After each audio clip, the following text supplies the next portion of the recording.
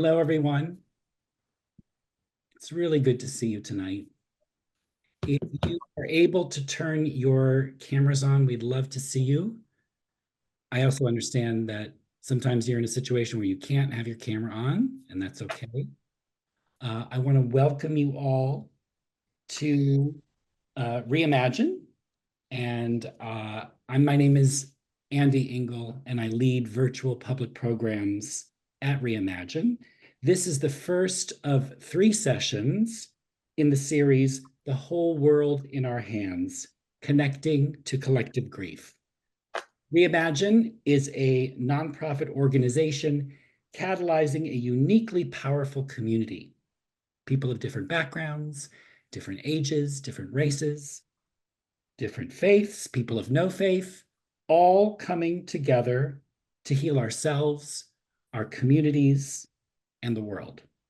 We support each other in facing adversity, loss, and mortality, and we hope to transform life's biggest challenges into action and growth. Reimagine resources, support groups, events like this one today are free, sliding scale, and accessible. This is made possible by the support and generosity of folks like you. So for those who already made a tax-deductible donation when you registered today, thank you so much. Your gift will immediately support Reimagine's mission to help people of all walks of life transform the hard parts into purpose and meaning. Our theme this month is collective grief, the wide range of responses to shared tragedies. That can include war, terror, racism, natural disaster, the pandemic, environmental injustices, and mass shootings. For some of you who are gathered here tonight, we know that the election that just took place may be a shared experience of grief. For me, at this moment, there is a brush fire in my neighborhood in New York City in northern Manhattan. We don't get brush fires in New York City. That happens in California. And my neighbors and I are reckoning right now directly with climate change. So these are some examples of the emotional and physical devastation experienced by groups, communities, towns, and nations. And thanks to social media, we're all affected in some way by catastrophes across the world.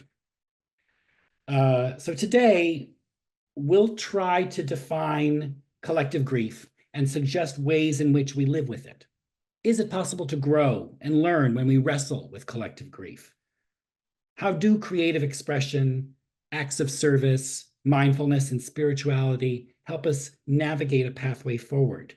And for this panel discussion, we are in excellent hands. We've got Dr. Edith Shiro, who is our facilitator tonight. She's a clinical psychologist and an expert in post-traumatic growth. We've got Jha D Amazi, who is a national leader in the design of public memorials. We have Luis Gallardo, who is the founder of the World Happiness Foundation, and he served as a UN international observer in Bosnia back in the 90s. And we have Elizabeth Miller, who serves as project director for the September 11th Families for Peaceful Tomorrows. Today, our session is mostly about learning, listening, witnessing, and hearing stories from our speakers.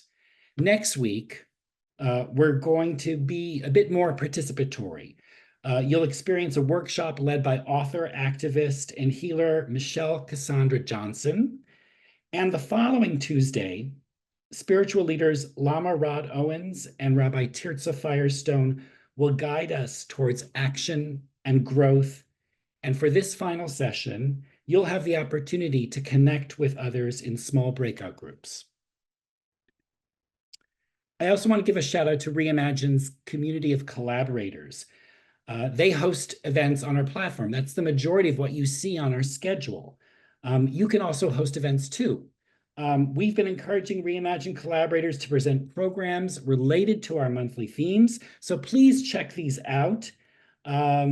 Tomorrow, Mangda Sengwan Peng is hosting a gathering that explores collective grief through ritual and the power of incense. And Friday, Cynthia Phelps, who is based in Asheville, North Carolina, is leading a weekly gathering through the end of the year.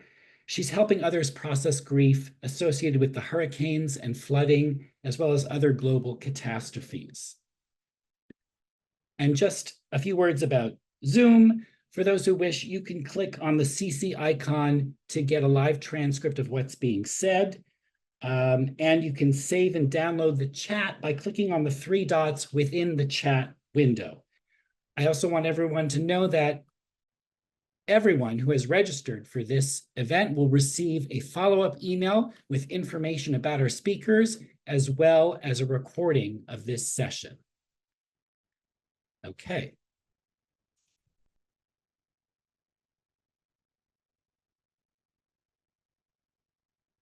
So today's conversation with Jha D, Luis, Liz, and Edith will be around 40 minutes.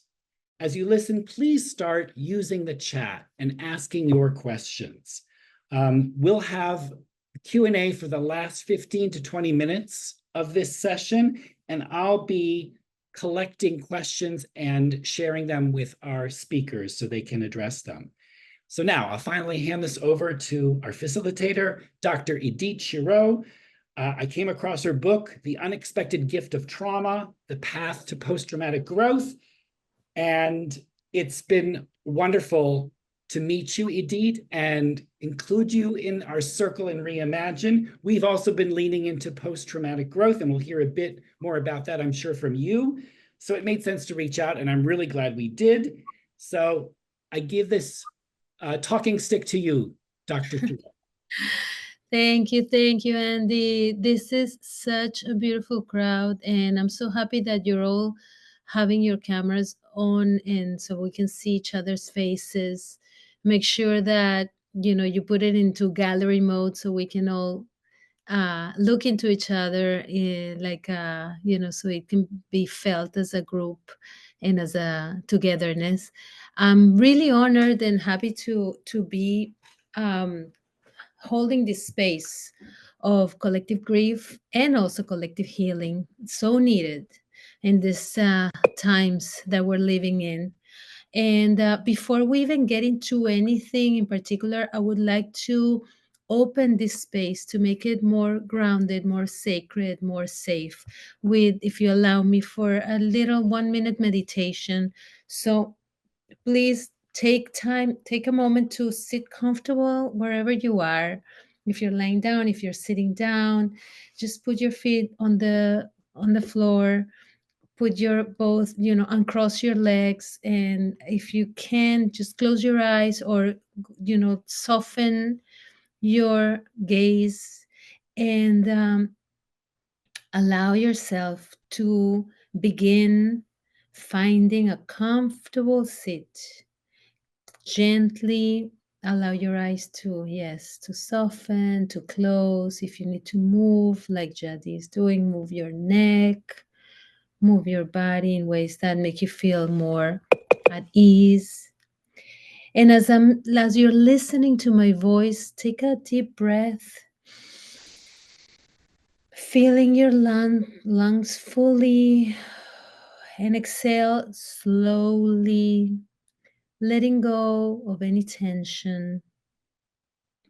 And as you're breathing in the oxygen and the nutrients and the light that we need. And as you exhale anything that you don't need in this moment, and letting go of anything that is not letting you be fully present right now, right here. And let's just do one more breathing in, and we breathe in calmness.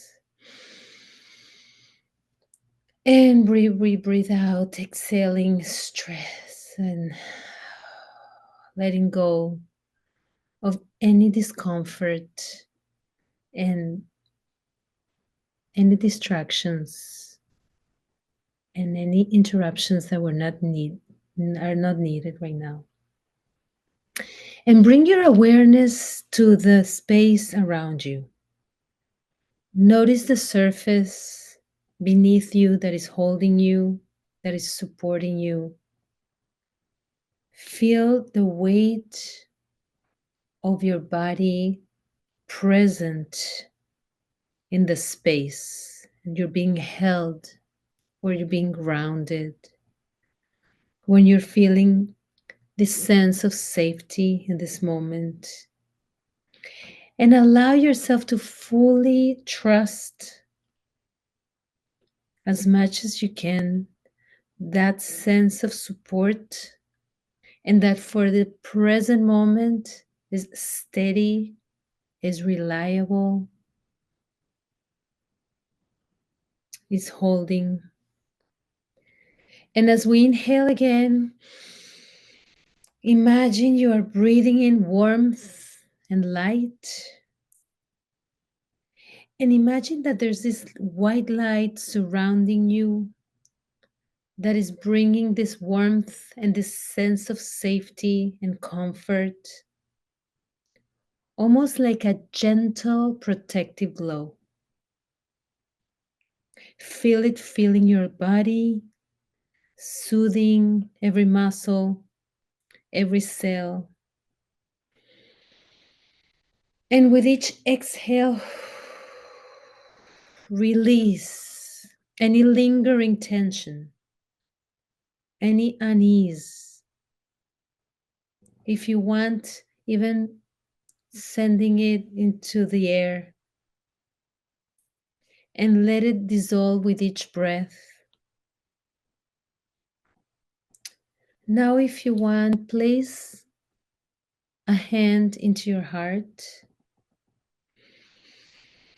Gently feel that heartbeat, a steady rhythm, a reminder that you are here, that we are here, that we are present, that we are protected, and that we're in a sacred space right now.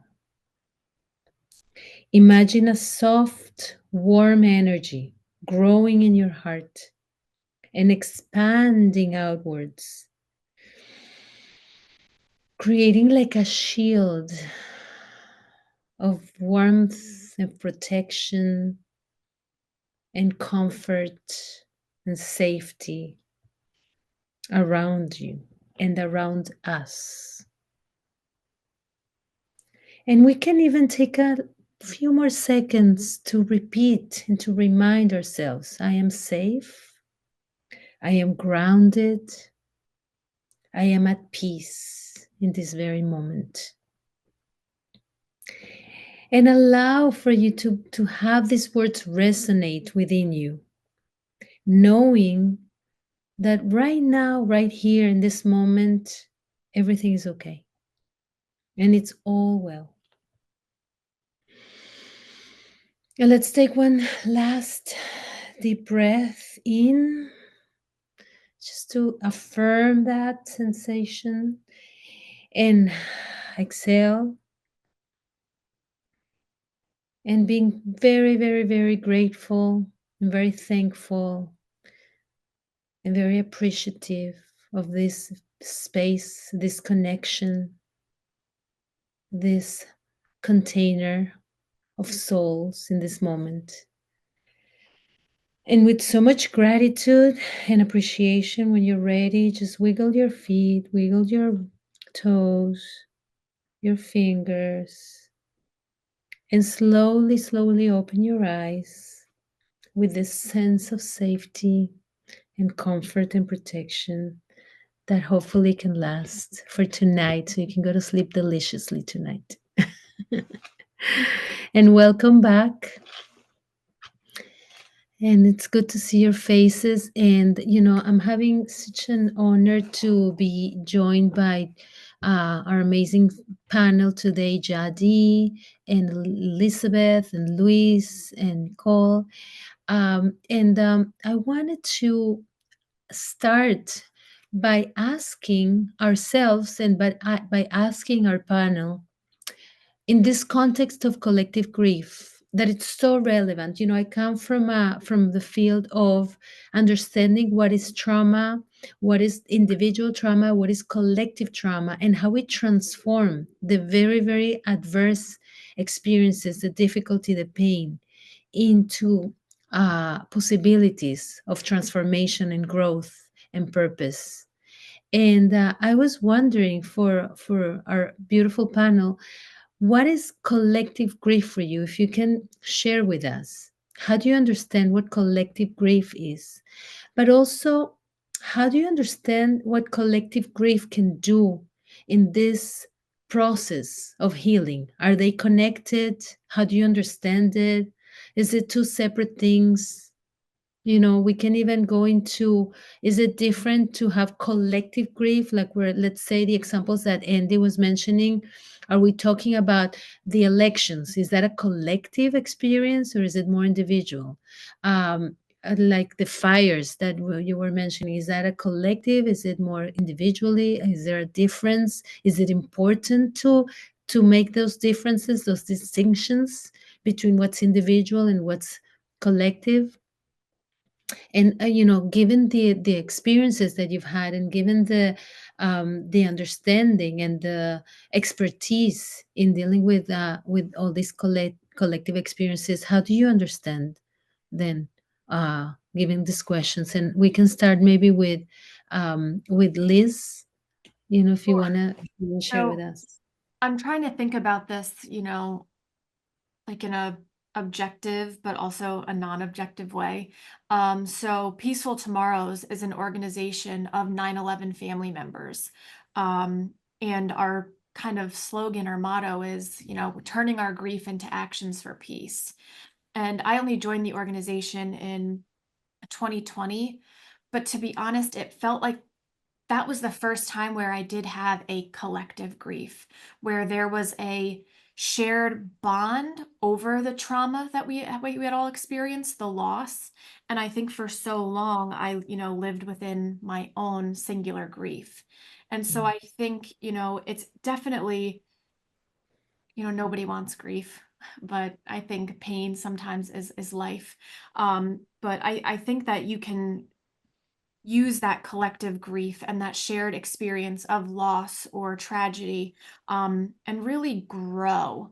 So I think that's just something that I've experienced when it comes to grief with that loss. I don't always have an exact like textbook definition of grief other than that shared experience of loss. Um, but I think, it's a privilege that I've been able to experience this collective grief with this wonderful organization. Beautiful, beautiful. Yes, that's an amazing example of collective grief and the 9/11 experience, and how you've navigated that, and what that has done to you. And we're gonna, uh, we're gonna talk about how that transformation has happened as well. But I wanted to hear, let's also from Jadi, how do you see the collective grief and individual? Yeah, as you were asking the question, I was immediately kind of reflecting on the collective grief that is made possible by how we identify in the world, and like our intersectionalities and the things that culturally or professionally or otherwise bind us, and the ways in which we can kind of like almost see each other's grief, or just see each other, period, from across a room, even without knowing each other's names, based off of some of the things that we might perceive about our commonalities and the things that bind us in that way. And so as you were asking the question, that's what I was thinking. But then I was hearing Elizabeth's answer, and something that came to me immediately, so I'll probably go back to that first point later in the conversation, but something that came to me was one of the conversations I recently had with one of the families who has contributed to and has been helping us with the Gun Violence Memorial Project. And it's this woman, Clementina Cherry. She leads the Louis D. Brown Peace Institute here in the Boston area. And she was actually sharing with someone else who had not yet seen this project, not yet seen the exhibit, about how what she loves the most, if one can love a memorial, as you could, I'm sure, but what she loves the most about the memorial experience is that it is a constant reminder to these families of victims of gun violence that two things. One, they are not alone, but it is not their fault. And I had never heard her say that. And I've heard her speak about this project a number of times. We've been running this project since 2019. We've encountered a number of organizations and a number of families. But this reminder that the fact that there is a gun violence epidemic in our country and that families are having their loved ones taken as a result of it, the media would have these families to believe, some of these families to believe that this is actually their fault, that this is something that they've done wrong, that they could have done something differently. And her reflection on the fact that the project and its exhibitry and its invitation for others to be a part of it has been a reminder for her and for so many others that, again, they are not alone and that it is not their fault. And like, what a relief that must be from all the other layers of grief that you have to navigate having had something so atrocious happen to your family. And so when I think of collective grief, I think of the capacity to be reminded that you're not alone and to find strength in the experiences and in the numbers of others, which then allows you, I would say, the space and the opportunity to reflect on your own individual experience. Like once you're able to kind of relieve that frustration of isolation, then you have time to focus on your individual experience and heal from the things that only you really know are happening inside. Oh, that's so beautiful, Jha D. Thank you for the words that you're using. They're beautiful. I wanted to emphasize something you said for all of us to continue the conversation is there's something about experiencing loss and pain and having an outside validation that there's someone else, there's the other that is validating, that is recognizing, that is somehow acknowledging that experience, that it's so powerful. And I think what you're, of course, as a clinical psychologist, this is what I see, and this is what I do, all the time with my patients, with the clients, with the groups that I work with. Like that first step of validation and acknowledgement. And I think, the way that you put it is like when you see a memorial, when you have something out there that is validating your experience, that it's not about making you feel guilty, but it's saying, I see you, I feel you, I am putting a name to that, and I'm recognizing what you went through. It's so powerful. I think that's such a amazing, important piece of healing. And I think your example and Liz's example of like 9/11 memorials, and that really, really speaks to opening for healing and for, a more collective dialogue into how we move forward and how we grow. Luis, I wonder what's your take on this? Yes, I completely build on your comments, Jats and Elizabeth. Just to add a little bit here, I feel that we all know that when we are babies, that's the beginning of attachment. We cannot survive without the caring of our parents, especially our mother. So imagine we are for years building attachment to somebody. We are completely wired on our identity building before we are 3 years old. So imagine when our identity is completely built before we are 3 years old, and we rely completely 100% on somebody else to take care of us. That's the beginning of understanding how grieving is so critical. Because when we grieve, we are starting the process of detachment.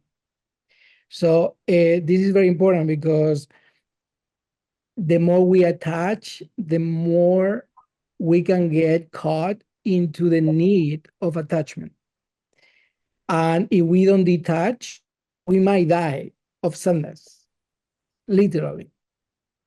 So the process of collective grieving is bringing empathy and is bringing support to somebody who is going through the same loss and the same suffering as we are. So I think the process of grieving is so critical. We cannot heal without grieving. And that's why so many societies go through intergenerational and historical trauma, because they never heal it, because they never grieve it, and they never forgave. So I think for me, grieving is a critical process into healing, into seeing the light. And forgiveness, empathy, and support are critical elements of that collective healing. When we forgive, when we detach, understanding that we are doing this because that's what is going to be healing us, with support, with empathy and non-judgment, we are definitely in the path of collective healing. Mhm. That's so beautiful, Luis. And thank you for reminding us of some of the types of collective grief that we're going through. And I wanted to What? briefly mention that the types of collective grief. Sorry, again, I don't know. I just heard something that we're going through. And wanted to briefly mention that and say, in the process of grieving, we can say, well, it can be something that has been chronic and ongoing, the loss and the grief. It can be something that is abrupt, that is acute, but also some of the grieving that that we can experience or go through is intergenerational grieving, and also historical grieving.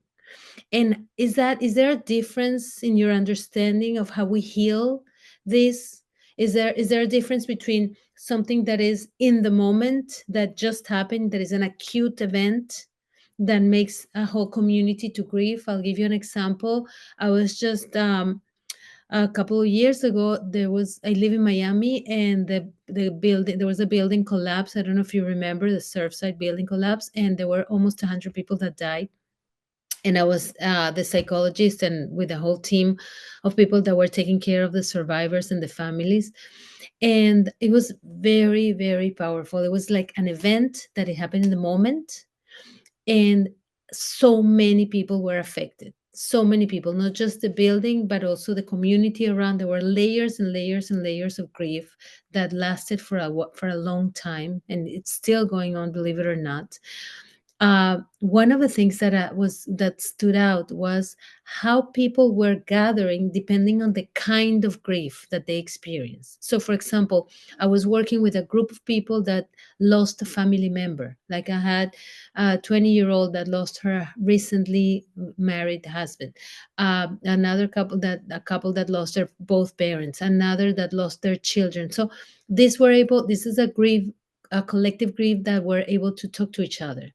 But there was another group of people that lost their home, but didn't lose any family members. And they couldn't really relate to each other, because they were saying that the adversity, the pain that they were going through was not, they couldn't see eye to eye. They said, no, you suffer more, no, I suffer more, no, mine is bigger, yours is bigger. So, and this created some polarization. And I was wondering, how does it make a difference in terms of, like, is it acute? Is it chronic? Is it, then we go into groups like what Luis is mentioning.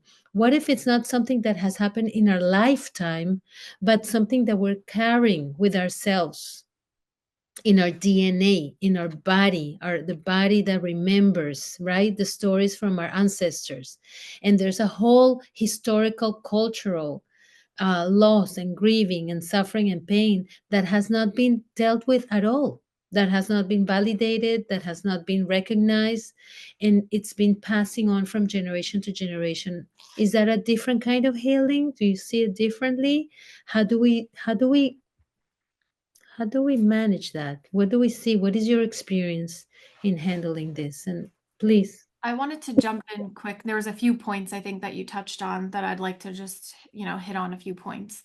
Where you were talking about, although there is a collective grief. And so I'm going to kind of just pinhole myself with 9/11 just for some of my examples here. But okay, on 9/11, we lost, in this country, nearly 3,000 people. And so I always say, what happens if each person had 4 family members? And how many people have experienced the loss of 9/11, in that immediate nature? And then you have the New Yorkers, the neighbors, people who maybe moved to California but have lived in New York for 15 years and entered the Twin Towers every day for work, you know? And I think what I kind of, you know, how I navigate my grief and maybe some of my healing is this concept that like there is no hierarchy of grief. And I think when we create this hierarchy, and I've also seen this kind of played out with some of the victims of 9/11. So my father was a fireman. And so I get so many people who come up to me and they were like, "Oh, your father ran into those buildings, you know, he is like here." And I'm like, "Well, if, you know, my dad was going to work like everybody else. And so why are we evaluating this loss on different levels? Like loss is loss." And I think, you know, back to that, I think everybody grieves in different ways. And I think when you have experienced something, like I keep kind of saying, loss is loss. And so my best friend lost both of her parents. And so our grief is different in the sense that every year my dad's name is put up on the television. Most of our other mutual friends don't remember the date of her father's death, you know, but because we both experienced that, you know, we check in with one another. But I think sometimes when you create this hierarchy or this exceptionalism, it can definitely put like a really big kink in the healing process. And I think the point of grief and loss in general is it's not my place to judge. It's not my place to tell you how to take that loss or that grief and move forward with it or not move forward with it. You know, the choice is yours. And I think sometimes that within that collective grief, like you do have different camps and different communities and people handle things differently, even when that loss is shared. Yes. Yes. Thank you. Thank you for bringing your own, personal example, Liz. And, it's so moving. And, as you're speaking, I want to honor the memory of your dad as well in this. And this is part of, right? Even though, it's still going. And this is how we honor your Yeah. dad. And I think that's the thing, like grief, it doesn't really ever go away, you know, but I think as an individual, you work very hard to figure out how to move forward. Like I always say, I could wake up every morning and be like, "Oh my God, my dad was killed. Oh my God, my dad is dead." But instead I wake up and I say, I have a loving mother. I have a loving sister. I have two sisters who I love. So that's how I process. But for those people who want to wake up every morning and say, "Oh, my dad is dead," I can't tell them how to grieve. And I just think that's a really important a point to make while we're having this conversation about grief, is it very much does look different for everybody, even when the circumstance is kind of the same. Yeah. Yeah. Yeah. JD, what do you think? Oh, I have so many thoughts. I think a part of it comes down to, and Luis, you brought up this notion of empathy. And I think it comes down to like empathy, it comes down to compassion, it comes down to an emotional intelligence that allows you to say, it is not my place to tell you that your hurt is less than mine, that your process is less significant than mine. I think people respond to situations differently, people process situations differently, and allowing there to be space for all those things to happen concurrently is important, but I think that does require a certain level of empathy, compassion, and emotional intelligence. However, I would say that it is hard to be empathetic. It is hard to be compassionate. It is hard to have increasing levels of emotional intelligence, especially in the worlds that we currently live in, just like culturally, in the United States, we'll stay here for now. It's not something that is prioritized as well as it should be, right? We are not a communal people. We are a very for self, self-empowerment, self-driven kind of driven folks. And I think it also is very much fed by a scarcity mindset or a scarcity of resources, right? Like I have to defend my loss and I have to communicate that my loss is greater so that I can get the resources that I need to be able to heal from this, because I'm taught to believe that there's not enough for everybody. And I don't know what the enough is in the sentence that I'm offering, right? Is it enough funding? Is it enough love? I don't know, but there's this understanding that there is not enough for me, and I therefore have to exhaust what it is that I'm going through, rather than being able to operate in such a way that says, there's enough for all of us. And therefore, I can allow you to process in the ways that you need to. And I can allow your pain and your loss to be different than mine. And so yeah, I think it's an unfair, it's not even a dichotomy. It's an unfair dynamic that we allow ourselves to be subjected to, quite honestly. And I don't know that we readily have the tools to immediately get ourselves out of this comparison, is what I'll call it. Wow. And you know, Jadi, I love that you're bringing also there's this cultural piece in which that the belief that, at least let's stay in the country that we're in right now, where the individualism or independence, that we have to go through grief in isolation, let's say, or we have to go through grief by ourselves. So the stronger we are, the better, we show. And that the comparison of like, oh, if I'm doing better, if I'm doing good, I don't have to show how vulnerable I am or how difficult. And how incredible in other cultures this sense of tribal sharing and like communal grieving process, that it's more acceptable, more part of the mentality, right? Or the what is accepted. Yeah. And in some way, trauma, what it does is that it creates so much fragmentation, isolation, and disconnection in all of us. And it's like it's almost like throwing a bomb, and like everybody is dispersed. And yeah, I see some comments about the election as well. Like, this is something that creates fragmentation, isolation. uh 9/11 also created, there was a moment of connection, and then there was this, polarization and disconnection also happening. And the war, let's say the war in the Middle East, the war in Iran, the war, yeah, I mean, in Ukraine, it can create things like that. And I wonder if, how we are navigating that as a culture. Are we allowing for this fragmentation and isolation to happen, or is this what motivates us to connect more? And then we can talk more about that. But I wanted Luis also, sorry, that, before I bring in another question, Luis. Yeah, this is a big topic. To me, grieving is a blessing because that's the process for us to heal. So I think that we should be thankful that actually there is a way to healing after trauma. And that's the process of grieving. So if we don't know how to grieve, we have to learn. That's critical. And there is a process to it. And it might take a month for somebody, it might take the whole life for somebody else. So I think that if we have to compare anything, is basically is the process. Is what process are you using in order to heal? I wonder if anybody can guess how many people died because of COVID-19 in the world. Any guesses? Well, it's between 7 and 20 million people.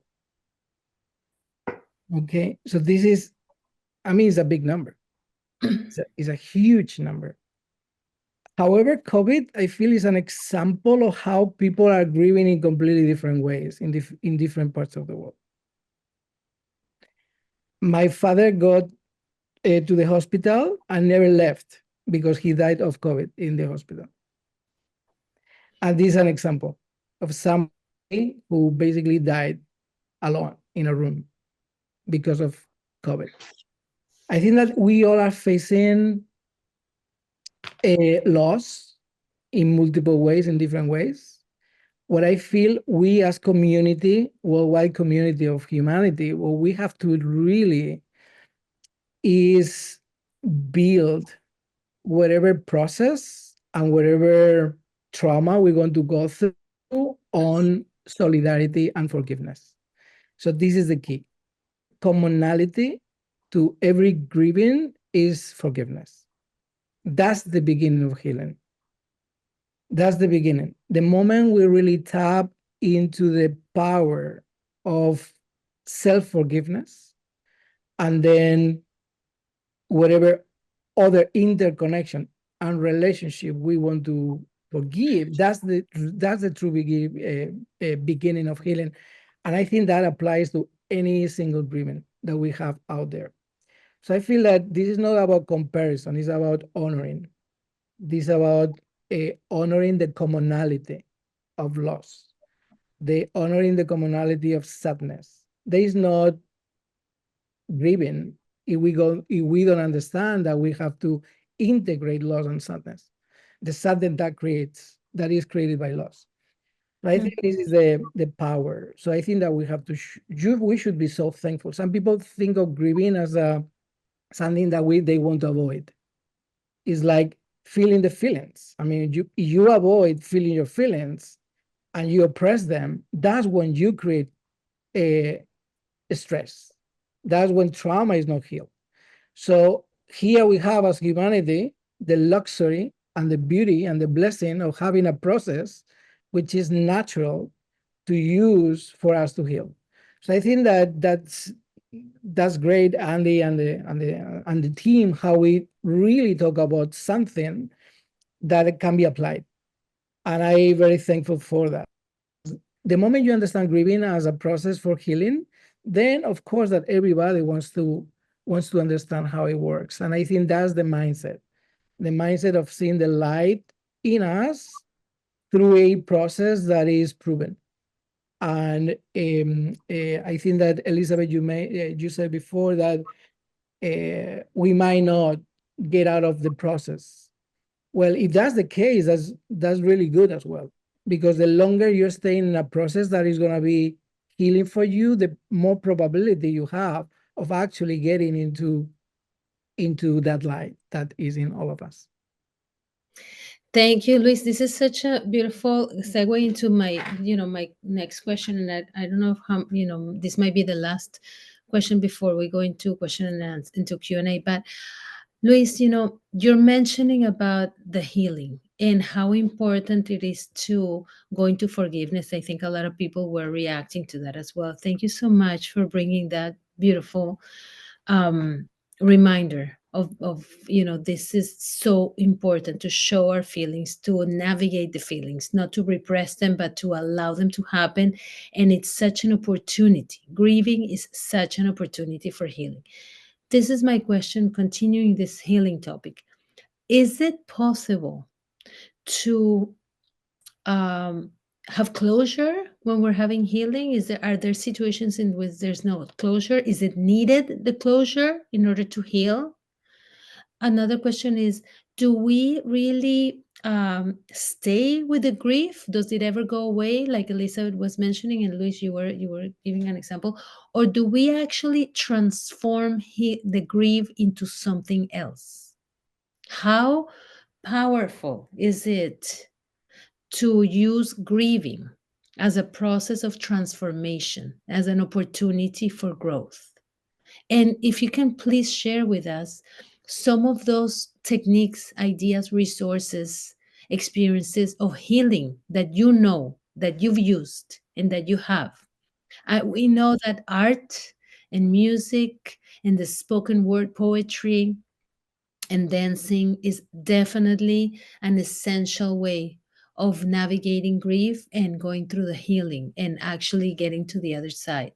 But what else, how do you see it? How do you experience healing, and how do we get to this other side of growth and wisdom, that it really, that can be a gift? And the book that I wrote is called The Unexpected Gift of Trauma. And I'm asking you, what is the unexpected gift of healing, of grief? What is the unexpected gift? I'd like to jump in. This conversation is so interesting to me because I have so many personal references that I want to bring up and offer, but then I'm also very much compelled to talk about the work that I do, because it is very much rooted in healing and trauma and grief explorations. So depending on how much time we have in the Q&A, I might hit a few personal things, but going back to this one project that I've already referenced, which is the Gun Violence Memorial Project, what I have found so profoundly interesting or inspiring rather from the families that we've been able to work with is that each of them are in a very different stage of their grieving process. Some folks that, something that I didn't explain is the Gun Violence Memorial Project. It's 4 glass houses. Each house is made of 700 bricks. 700 is the number of Americans that were killed on a weekly basis due to gun violence in this country, according to a 2018 statistic. And so what our team is doing is we invite family members of victims of gun violence to contribute an object on behalf of their loved one, something that represents their personality, their passions, their interests, etc. And we place that object in a brick. We inscribe it with their loved one's name. We also include the year of their birth and the year of their death. But to get those objects, we host object collection events over the course of 2 to 3 days in a respective city, in a place that is familiar to majority of the community that we're working with. And we invite folks to come tell us why you are brought this object, why you are contributing to this memorial, why it's important to have a memorial. Whatever folks want to reflect on is what we're interested in hearing.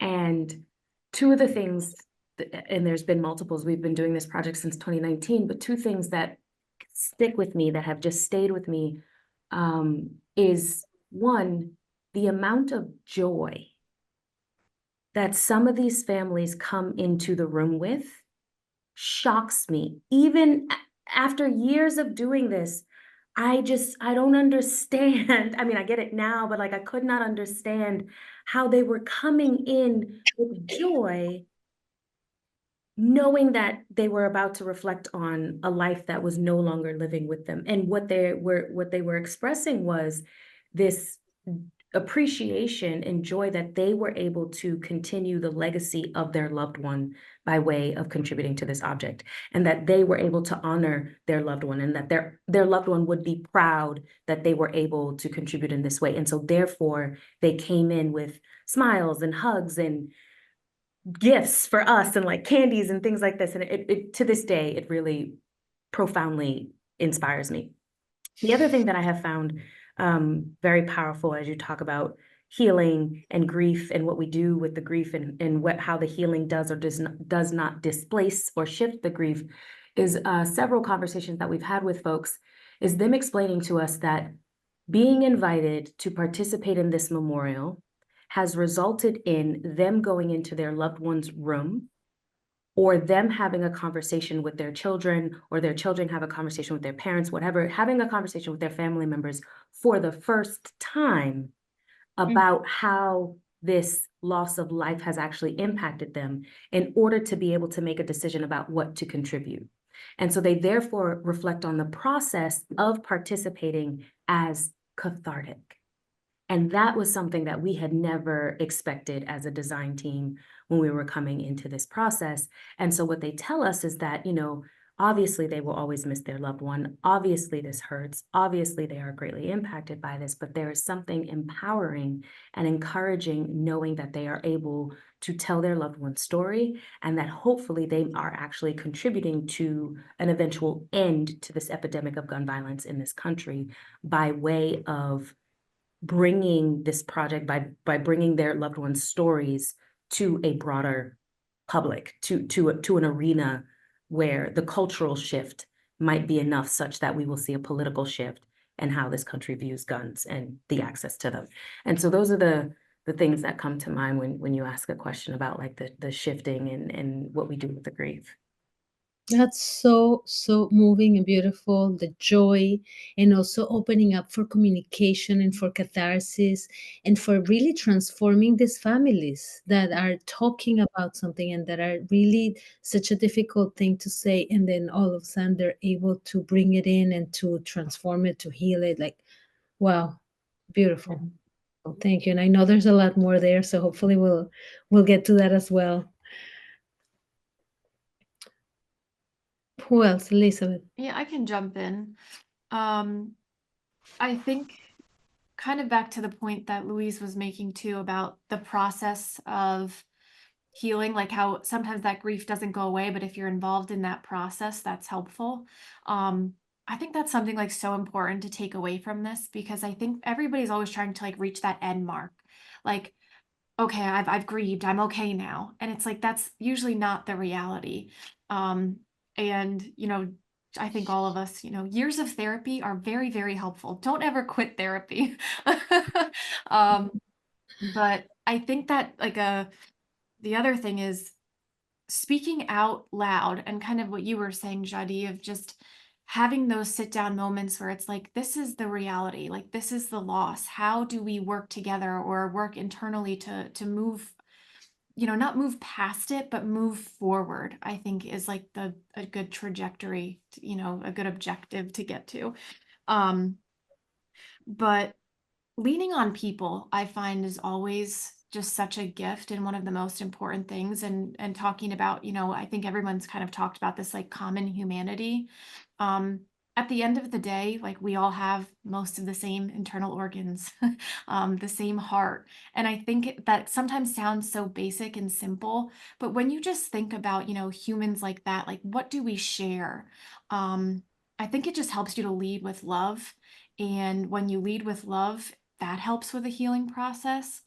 And what you were saying before, Jha D, too, is, there is this like very individualistic nature of like, how do I get here?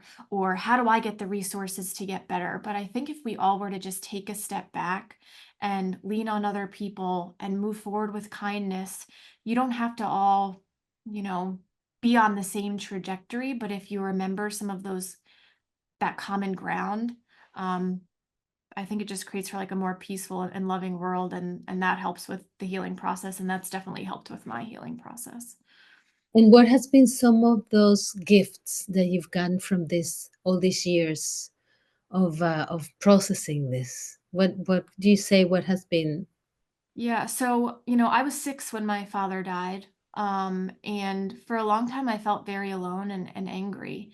And I met Peaceful Tomorrows, and there was 250 plus members who thought along those same lines of peace and compassion and forgiveness.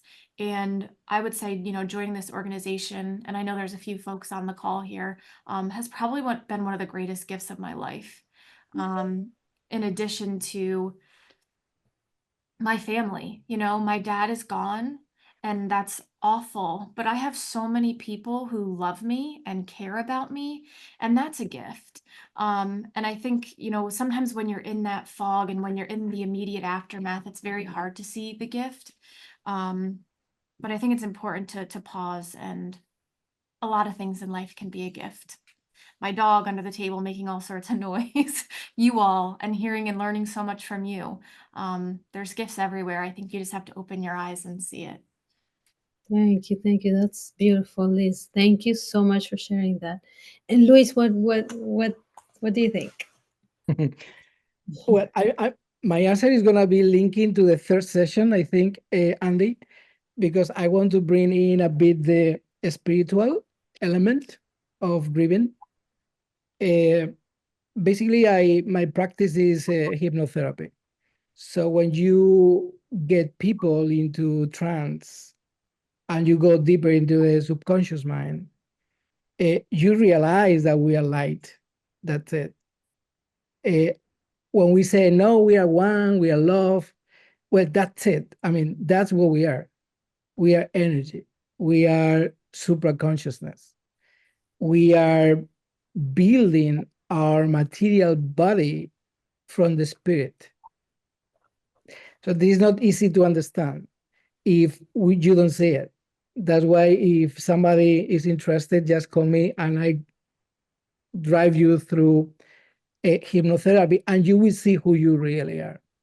So I think this is very critical when we talk about grieving, because if we attach to our body and we think that we are our body, we are missing the point.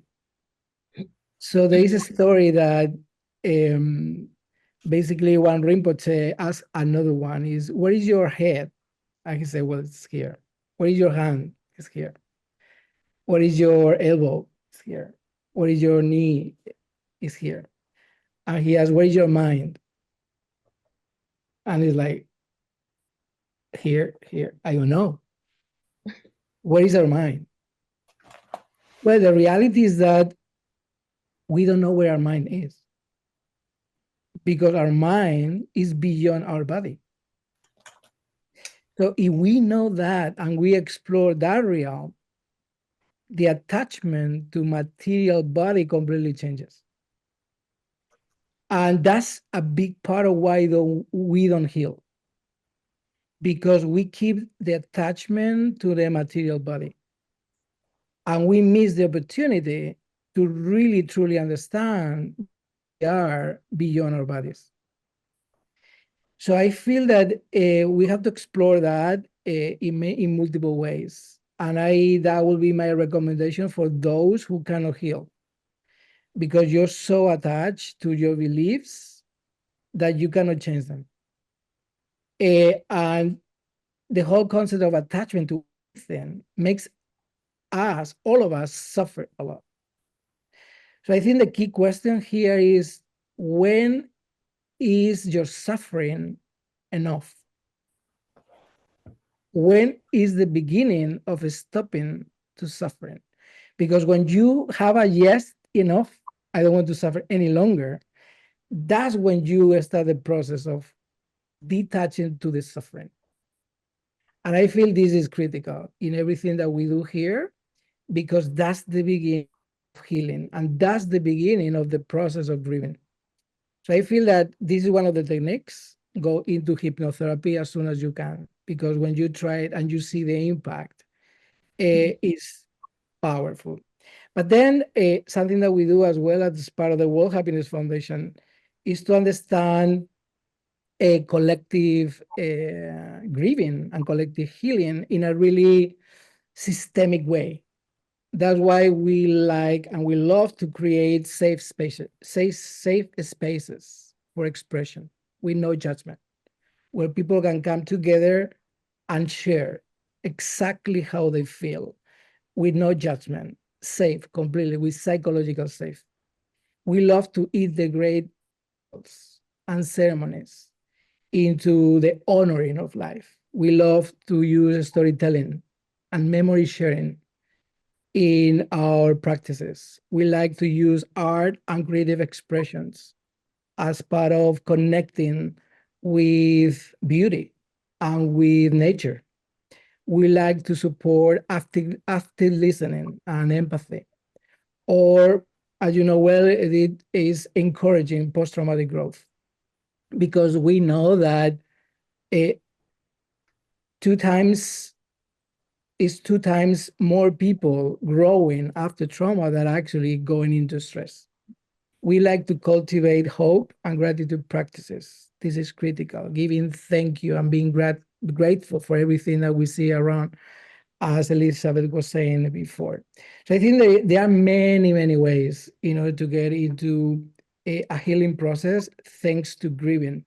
And I encourage everybody to try some of them.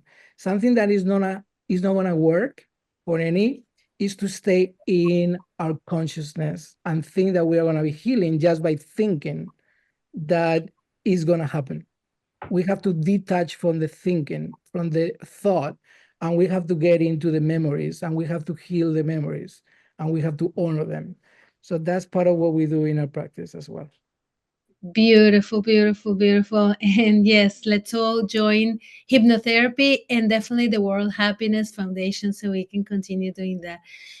Before we go into the Q&A, I wanted to also emphasize this step of, when there's so much suffering and we had enough, there's this moment of pause. I think Jha D mentioned it too. We pause and we look at ourselves and say, did we have enough? I cannot deal with this with anymore. It's like we touch rock bottom. And this is where, in the process of post-traumatic growth, there are 5 stages that I talk in my book, and say the radical acceptance of, like, that's it. This is where I'm at. This is what's happening with me. And I'm ready to move forward. And I'm ready to start the healing process somehow. And that's when we reach out and we start getting some help because we don't do this alone. We don't do this in isolation. We do it in connection and in relationships.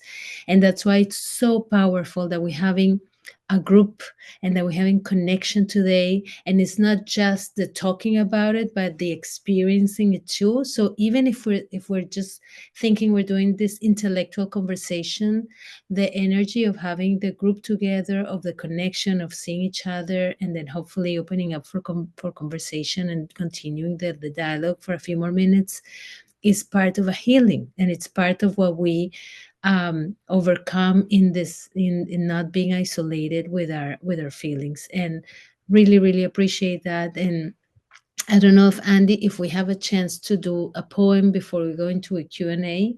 I really do want Jha D to read the poem that she has selected for us.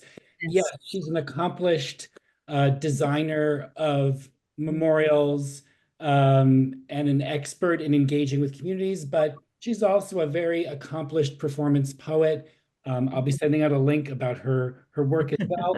But Jha D has selected a poem that she felt was appropriate for tonight. So we're going to hear that, and then I will address a few questions from our Q&A, and then we'll wrap up. Yes, thank you, Andy. Yeah, so I appreciate the fact that Andy's going to send out a link to some of my personal work, but I wanted to lift up this poem by Lucille Clifton that really spoke to me and really spoke to this topic. And it's a short piece, and so just pay attention, because otherwise you might miss it. And I will share the link for this poem after we're here today, but it's called Blessing the Boats. May the tide that is entering even now the lip of our understanding carry you out beyond the face of fear. May you kiss the wind, then turn from it, certain that it will love your back. May you open your eyes to water waving forever. And may you, in your innocence, sail through this to that. Blessing the Boats by Lucille Clifton. Beautiful. Do we read it again? Can she read it one more time? Why don't we send that out? I'll send it. I'll read it.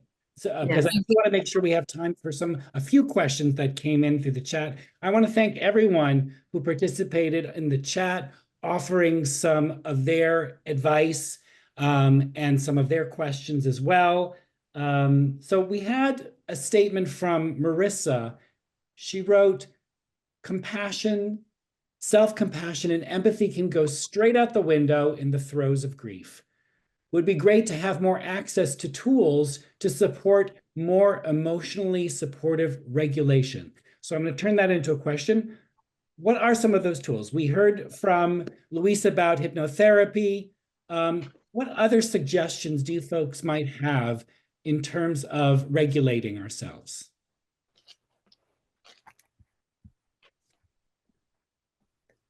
Like, what do you all do when you're all stressed out, just personally? I mean, my mom always told me to count to 10 before I opened my mouth if it wasn't going to be nice. But I think a tool, and maybe it's, a difficult tool to achieve, but like self-reflection. And when you look back eternally, internally, I'm sorry, I'm very sick. Thank you everybody for working with me. But again, I think kind of back to like what Jha D is saying, like how there is this selfishness, but if you do look at yourself and say, okay, is this the best way to move forward? Why am I not being compassionate in this situation? And I think it's something, again, and I know I speak very simple, but I like to speak simple so that it's like achievable, but it's like, don't say something if you don't have anything nice to say. When somebody's going through grief or trauma, like just check in with yourself before you move forward. And I think that's just something that's so simple that you can do so easily if you just remind yourself. There's an interesting point in the chat here from Cora about there's so much emphasis on self-care. Can we talk about communal care as a way to navigate this collective grief? Yes, and if you want, Andy, I can give an example of when we come together at the World Happiness Festival, basically we don't talk about happiness, we experience it. So how do you experience it? Actually by tapping into gratitude, into kindness, into seeing the other person, into hugging, into acknowledging that we all suffer, that we share humanity. I think that sometimes because we are in our head, we keep thinking that we have to do something. Actually, it's not doing anything, it's being. And by being means feeling the feelings and being with somebody that is not judging you. Actually, I see this on the chat by Louis, who was sharing is, how can I manage my crying and the feeling of crying when I have somebody around me judging me? And actually, I was answering that it's not about the crying, it's about the pain that I feel when I feel judged. So that's the issue. The issue is not crying. The issue is the feeling and the hurt that I feel when I feel judged. So I think that this is critical. Being surrounded by people that don't judge, that they just listen without giving you any opinions, without giving you any advice. It's about creating the secure base that we all need in order to expand. So I think this is something that we try to do every time that we get and we gather people together. We open the fire and we light the fire by being around the fire in silence. So one of the things that I would truly recommend is that we find refuge on silence collectively. So it's about not doing anything. It's about tapping into silence, tapping into the source of peace. And if we can do this in nature, even better. We do circles of, I work with many veterans with disabilities. I am on the board of a beautiful organization called No Barriers. And this is part of what the practice is. You go to the forest, you walk with a squad, with a number of people in silence. You sit in silence and you feel the support from your people. You feel it and you tap into it and you feel supported. And by feeling supported and tapping into that silence, that's the beginning of awareness. And the beginning of awareness is going to make you cry. And you are going to accept the crying and you are going to listen to that crying. And then you're going to go back into where is that crying coming from. And normally it's going to be coming from something that happened to you before you were 8 years old in childhood. And this is something that Edith knows very well, but 85% of people who suffer post-traumatic stress is because they suffer and they got traumatized when they were below 8 years old, before they were 8 years old. I think that people such as Gabor Mate are really opening so much hope for people to understand that our current trauma is based on the trauma that we faced when we were childs. So this is another technique that we can really do, is compassionate inquire to our inner child. Because the one that is suffering now is our inner child. It's not me, it's the inner child. And I have to hug and I have to be compassionate with that child. So a couple of ideas. Yeah, one more thing to complete that in the question of like really what we do. One of the things that overcomes trauma and that overcomes grief is movement. Usually with trauma, we get paralyzed, we get disconnected, dissociated. The movement, not just of our bodies, but the movement for us to take action. And that's why, Andy, I love what you're doing here with the 3 steps into this, reimagining, because it's not just acknowledging what's happening and validating, but you're actually making that process of healing in the 3 stages that we're doing these conferences, which is we learn about it, we accept it, then we experience it, but the last step of this is putting it into action. And that movement of doing something, getting up and helping somebody else and making a phone call and being of service in the community.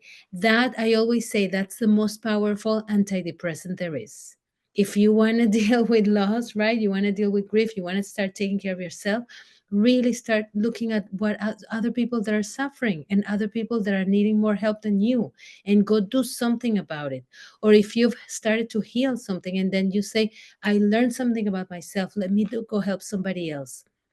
And that's how we get out of the isolation and the loneliness, and we start reconnecting and regrouping and creating these spaces of connection, because this is where healing happens. Healing happens in relationships, healing happens in connection, healing happens in togetherness.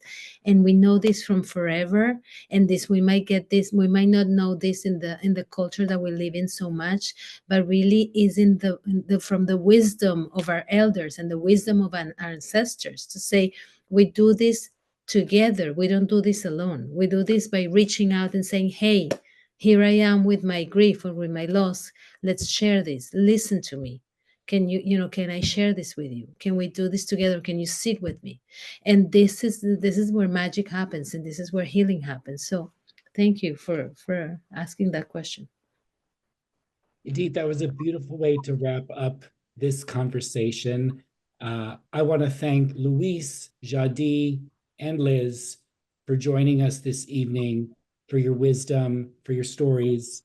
I'm really grateful. And thanks to all of you who took action and joined us tonight. I want to make a few announcements and then we'll say goodnight. Once again, thanks if you who already donated to Reimagine. We really appreciate your gift. And please, my colleague Nicole Tan, who has been helping me out in this series, thank you, Nicole. She's going to be pasting a link in the chat for our survey. This is really important. This helps us improve our programs. We want to hear from you. We want your suggestions. So please start filling that out when you can, while the memory of this experience is fresh in your mind. And please join us for the remaining 2 events in this series, The Whole World in Our Hands. Telling the Bees is next week with Michelle Cassandra Johnson. And then we have Rabbi Tirza Firestone and Lama Rod Owens in conversation, followed by breakout rooms, which we didn't have time for tonight, but you'll get to do that in the 3rd session. So please sign up for that. Thank you, everyone.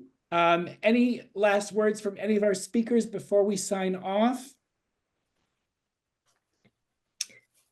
Let's stay connected. Let's continue this connection happening, and hopefully it'll go into the next week and the week after, and then we can spread it into the whole community and bring some of the necessary peace and tolerance and connection that is needed so much these days, So beautiful, Andy. Thank you for making this space, for holding this space. Thank you all. Thank Have a you. good night, everybody. Thank you. Thank you.